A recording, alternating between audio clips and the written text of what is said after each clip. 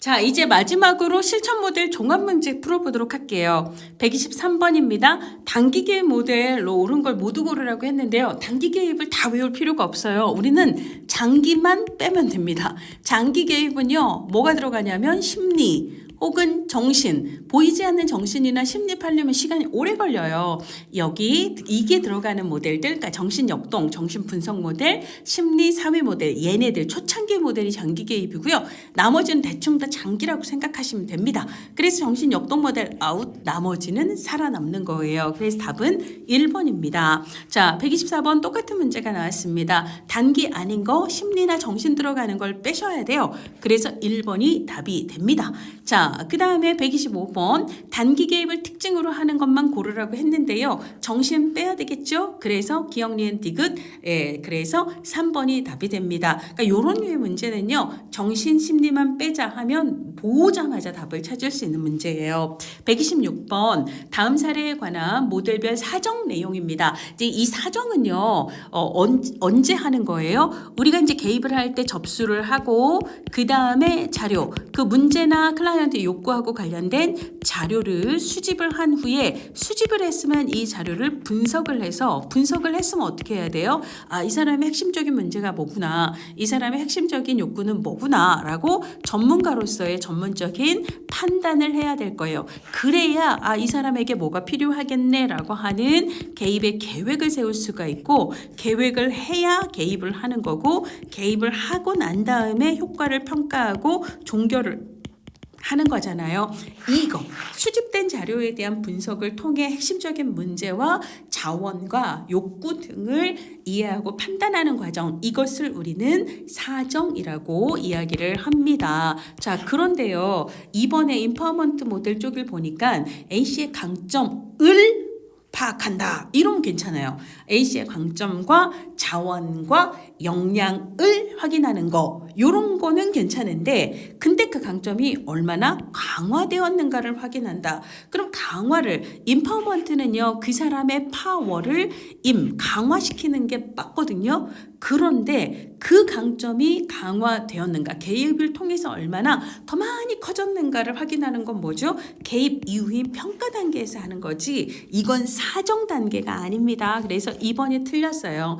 그래서 이제 각 모델에서 문제 혹은 욕구 혹은 문제를 해결하는 데 사용이 될 수 있는 역량이나 자원 등을 알아보고 파악하는 거 요거는 다 사정이 될 수 있어요. 그래서 1번의 심리사회 모델에서는 일상생활에 대해서 부모 역할에 대해서 사회적 기능에 대해서 종합적으로 사정을 하면서 지역사회 자원이 적절한지 서비스의 통합 수준 어떠한지 이런 것들을 확인할 수 있죠. 그래서 간접적으로 뭐 서비스라든지 주변 자원들을 조정할 때는 환경조정과 같은 간접적인 개입을 하는 거고 그 다음에 이제 직접적인 개입이 필요한 경우는 직접적인 개입을 하는 거죠.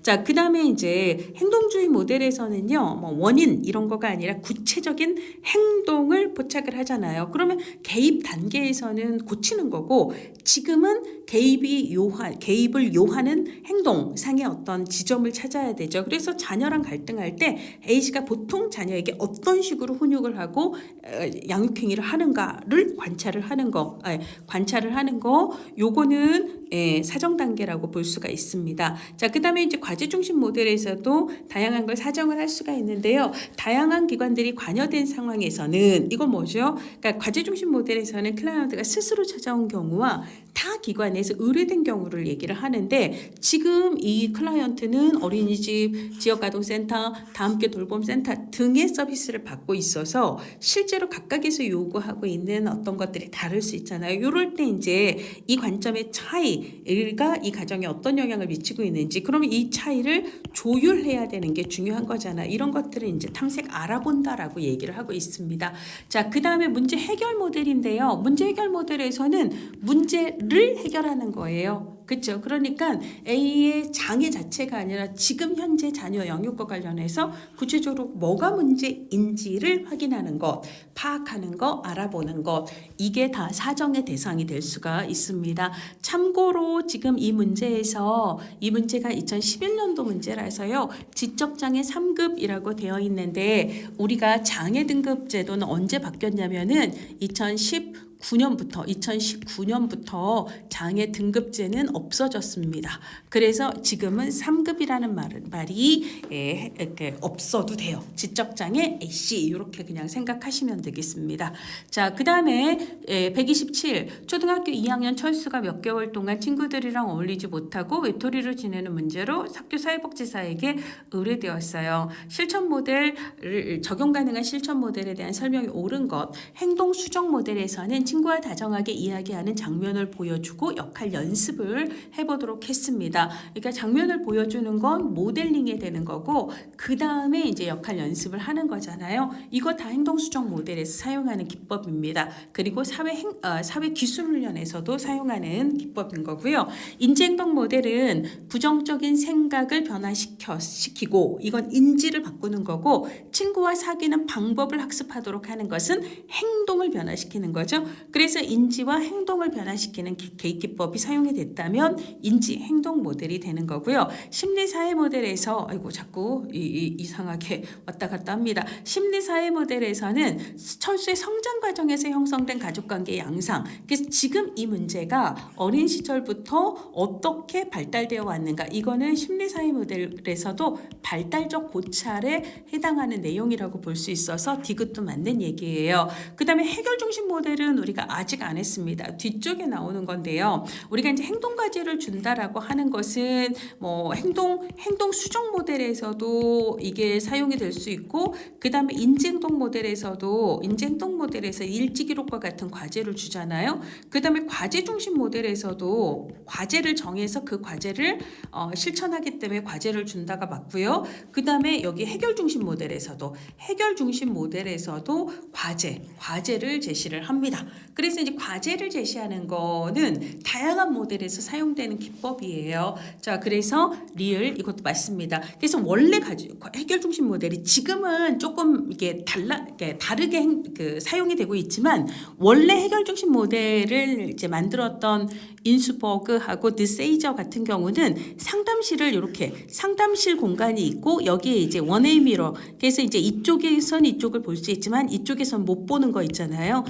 이게 상담실 구조가 이래요. 그래서 여기서 클라이언트하고 상담자하고 이제 상담을 하고 테이블 놓고 상담을 하고 이쪽에서는 코워커 또 다른 워커가 그러니까 상담자가 직접 상담에 관여하지 않고 일명경으로 이 상담을 관찰하는 거예요. 그래서 우리가 1시간 상담을 한다면 대략 45분 정도 상담을 진행을 하고 그리고 이 상담자는 그 상담 진행 과정을 여기서 모니터링하면서 이거는 너무 섣부르게 지나갔다라는 의견이 있으면 이 안에 있는 인터폰을 눌러서 이쪽 상담자에게 전화를 거는 거죠. 그래서 선생님 지금 클라이언트가 이런 얘기를 던졌는데 선생님이 그거를 아마 듣지 못하셨는지 그냥 다른 주제로 바로 넘어갔는데 이 부분은 좀 짚고 넘어가야 되지 않을까요? 라고 의견을 주는 구조로 그런 식으로 가고요. 그런 식으로 45분 상담을 진행을 하고 난 후에 이쪽으로 잠깐 나와 있어요. 그렇게 해서 이제 클라이언트는 여기서 이제 사회복지사가 옆방으로 간 사이에 오늘 했던 상담에 대해서 자신의 혼자만의 시간 동안 곰곰이 이제 이런저런 생각을 정리해보는 시간을 갖고 그리고 이쪽 워커가 이렇게 상담자가 이 옆방으로 가서 그 오늘 상담에 대해서 간단한 논의를 하고 그리고 메시지를 정해요. 그래서 클라이언트에게 전달할 메시지를 적으면서 오늘은 뭐를 했다. 그리고 다음 주에 오실 때까지 우리가 아까 얘기했던 요거 꼭 하자. 이러면서 이 메시지에 다음 주까지 실행할 과제에 대해서 언급을 하고요. 그렇게 메시지를 적고 난 후에 다시 이 방으로 돌아와서 클라이언트에게 메시지를 읽어주고 그리고 그 메시지 쪽지를 클라이언트에 주고 그렇게 끝나요. 이게 해결 중심 모델의 원래 모형이거든요. 자, 이런 식으로 회기가 끝나면 메시지를 작성을 하면서 거기에 다음 주까지 과제를 주는 방식으로 과제 부여는 해결 중심 모델의 전체적인 상담 과정에서 되게 중요한 역할을 합니다. 그래서 지금 이 127번 문제는 다 맞다라고 보시면 됩니다. 물론 우리 해결 중심 모델은요. 중간고사 끝나고 그 다음 파티에서 다룰 거예요. 자, 그 다음 128번 사회복지 실천 모델에 관한 설명으로 옳은 것을 모두 고른 것은 권한부여 모델은 인파워먼트 모델, 역량 강화 모델하고 같습니다. 클라이언트와 협력적 파트너십을 형성한다라고 얘기를 했죠. 파트너 관계예요. 그래서 맞습니다. 자, 그 다음에 니은은 사회복지 실천의 역사하고 관련이 되는데 특히 미국 역사죠. 미국 사회복지 실천의 역사는 1915년에 아브라함 플렉스너가 전국의 이제 자선조직협회에서 활동하는 사람들에게 니네 너무 전문성이 없어라고 비판을 가했고요. 그래서 1917년에 사회 진단이라고 하는 최초의 교과서를 메리 리치몬드가 쓰고 대학의 정규 과정으로 사회복지학과가 설치가 되면서 1920년대에 활동했던 사회복지사들은 대부분 분석 모델에 영향을 준 진단주의, 그러니까 임상심리학자와 비슷한 임상적 사회복지 실천을 실시한 진단주의자 혹은 진단주의 실천가라고 얘기를 하고요. 그러다가 대공황을 거치며 새로운 학파가 형성이 되는데 이것을 기능주의라고 이야기를 하죠. 기능주의에서는 클라이언트가 병리적인 존재여서 무슨 진단을 해서 클라이언트를 트라우마로부터 증상을 고쳐야 되는 게 아니라 그냥 클라이언트는 실업이라든지 교육이라든지 혹은 의료라든지 이런 문제를 겪고 있을 뿐이고 그러니까 그런 서비스를 제공하는 기관의 기능을 빨리빨리 단기에 연결시켜주면 장기 개입할 필요가 없다라고 얘기하는 게 기능주의죠. 자, 그래서 30년대 기능주의 출현 이후에 이 둘 사이의 대립과 갈등의 시대가 있게 되고 그리고 얘네들이 처음으로 통합된 것은 1957년에 헬렌 펄만이 처음으로 만들었던 문제 해결 모델에서였다라고 얘기를 하죠. 펄만 자체는 진단주의자였지만 클라이언트의 문제라는 게 단순히 이렇게 병리적인 내면의 문제에 대한 진단과 치료뿐만 아니라 필요한 기관의 서비스나 자원을 빨리빨리 연결하는 것도 둘 다 필요하다 해서 두 가지를 같이 결합하는 방식의 결합을 실행을 했던 게 이 모델이었습니다. 자, 그래서 1957년 헬렌 펄만의 문제 해결 모델에서 이 둘 사이의 논쟁에 대한 통합이 이루어진 건 맞고요. 자, 클라이언트 중심 모델은 로저스의 인본주의 이론의 토대를 둔 모델이라고 얘기를 했고요. 자, 클라이언트 중심 모델에서는 아까 무조건적인 긍정적인 관심을 강조한다라고 얘기했어요. 그럼 어디서? 상담 자체가 그래야 된다라고 얘기를 해요. 클라이언트와 사회복지사가 마주 앉아서 상담하는 바로 이 자리에서 클라이언트를 경청하고 수용하고 결정권을 존중하고 지시하지 않고 심판하지 않고 진실하게 대함으로써 클라이언트가 나 자체로 이 사람이 아무런 조건 없이 긍정적인 관심을 가져주는구나라는 그 느낌을 지금 여기에서 갖도록 하는 게 중요하다라고 얘기해요. 그래서 여기서는 now and here, 지금 여기를 강조하지 과거를 강조하는 게 아닙니다. 자, 그래서 과거 경험보다 현재 경험을 강조하는 거 이거 맞는 얘기예요. 자, 위기 개입 모델에서는 사건 그 자체가 아니라 사건에 의해서 유발된 주관적인 반응에 초점을 두거든요. 그래서 리을은 틀렸습니다. 답은 3번입니다. 자, 129번입니다. 사회복지 실천 모델의 특징과 그 해당 모델의 연결이 옳지 않은 것은 위기 개입 모델은 대개 단기 개입이 맞습니다. 자, 그 다음에 과제 중심 모델은 클라이언트 인식과 동의와 계약을 통한 합의를 강조한다는 면에서 클라이언트의 결정권 굉장히 강조합니다. 생태체계 모델이라는 말은 사실 없어요. 생태체계 모델이라는 말은 생태체계는 관점이고 그리고 이론이라고 얘기하지 이거는 모델 아니거든요. 그러니까 이 문제는요 잘못 출제한 거예요. 제 생각으로는 그렇습니다.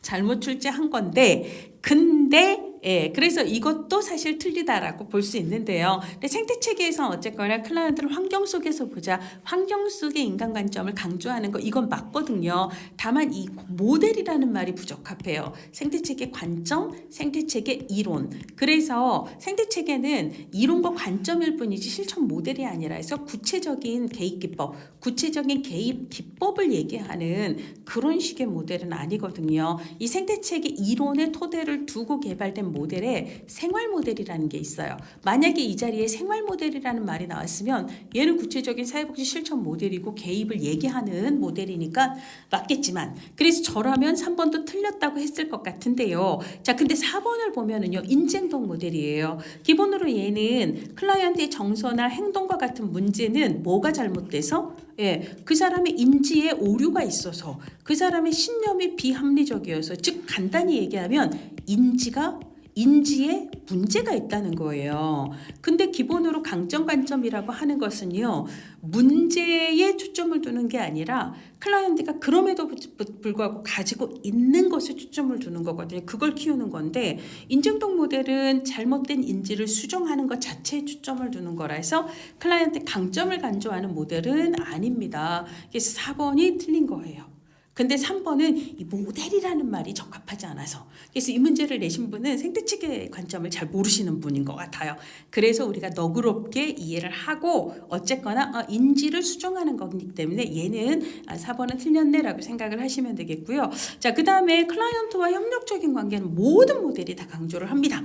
그러니까 이 자리에 클라이언트 중심 모델이 아니라 뭐 과제 중심 모델, 역량 강화 모델 다 와도 다 협력적인 관계를 강조한다가 맞는 얘기라고 보시면 되겠습니다.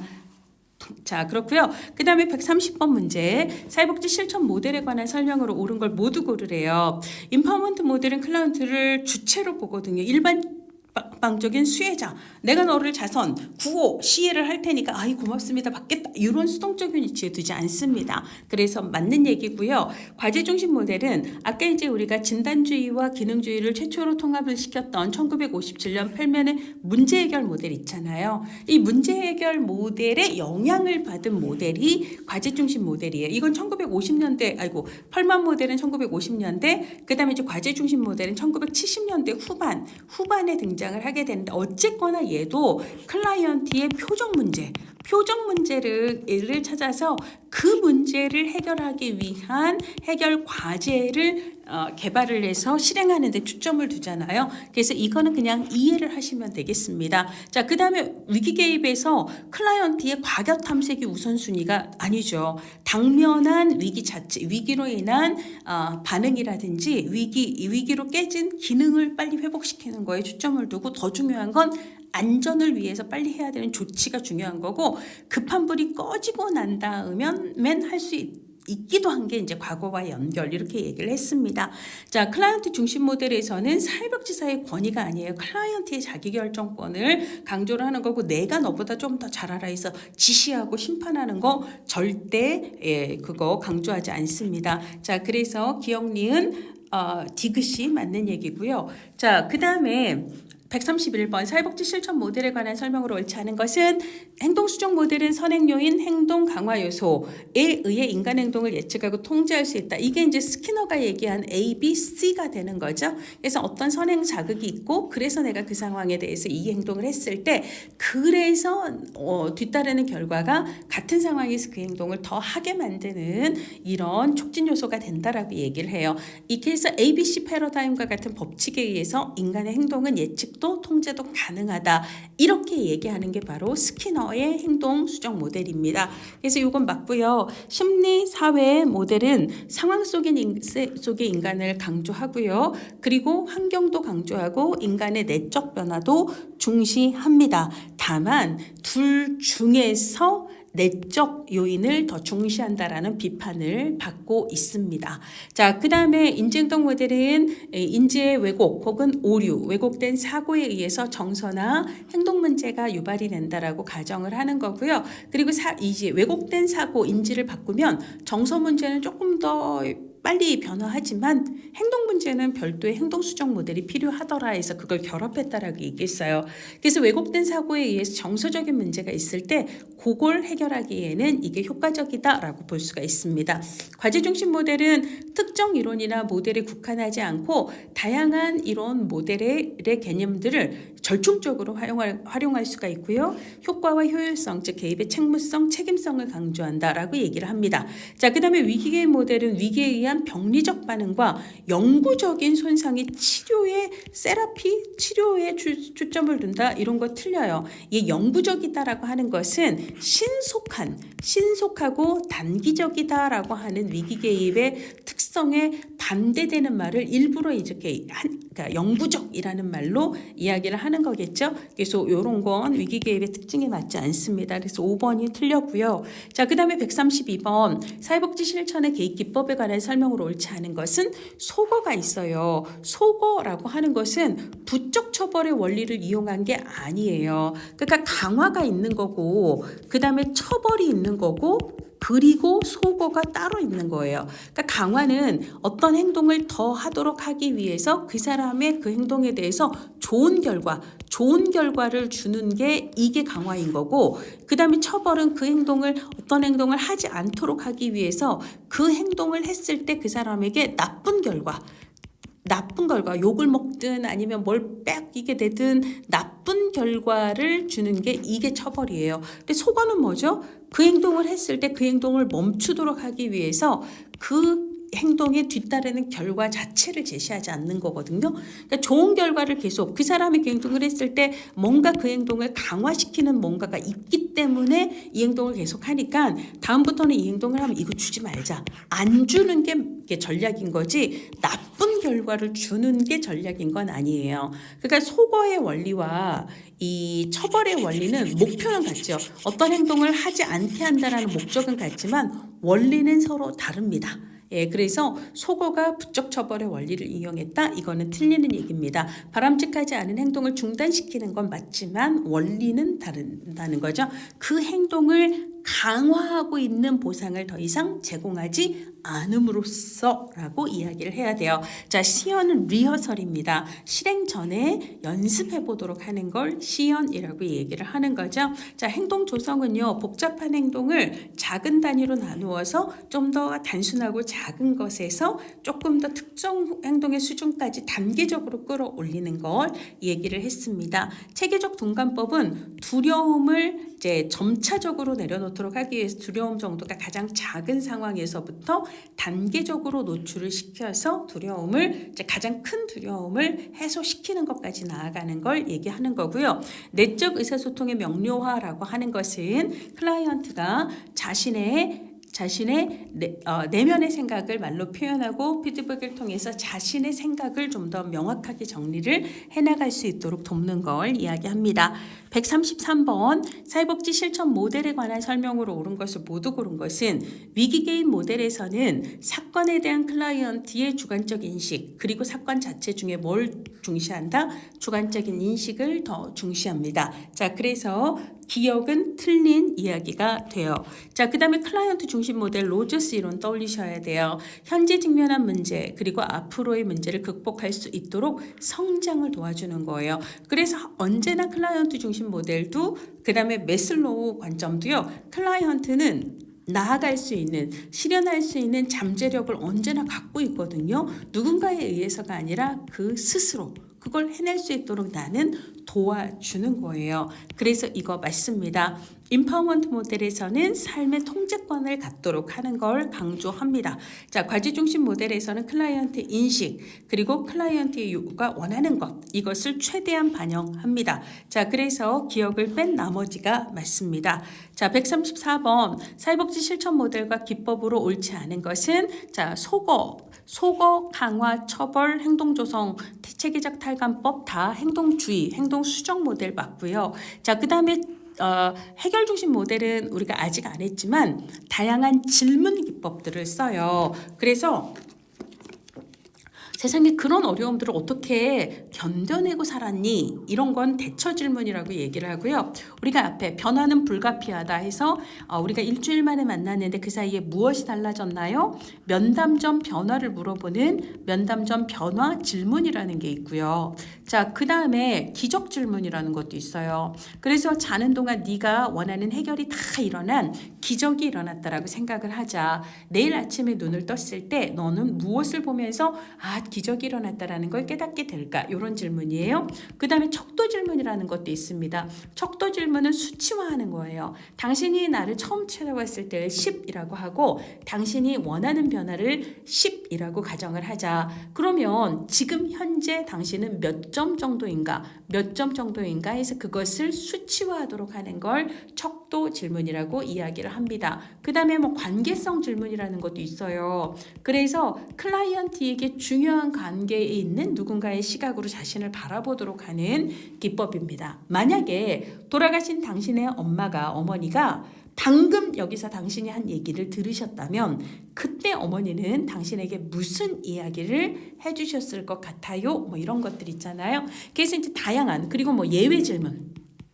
클라이언트가 자꾸 문제를 얘기할 때 그 문제가 없었던 상황을 예외적인 상황을 찾기 위한 목적으로 물어보기도 합니다. 다 해결 중심 모델의 기법이 맞아요. 자, 유형 역동에 대한 고찰은 우리 발달, 유인, 직접, 탐지 이거 뭐죠? 심리사회 모델의 개입 기법이잖아요. 직접적 개입 비법. 그 중에 유형 역동 고찰입니다. 얘는 심리사회 모델의 직접 개입에 해당하는 거라서 여기서는 빠져야 돼요. 인지행동 모델은 묻고 답하면서 자신의 생각을 얘기하도록 하는 거. 이 위기 개입 모델에서는 자살 위험성이 있다면 그거 빨리 평가하고 신속 조치하는 거 필요하겠죠. 4번, 5번은 맞습니다. 자, 마지막으로 135번입니다.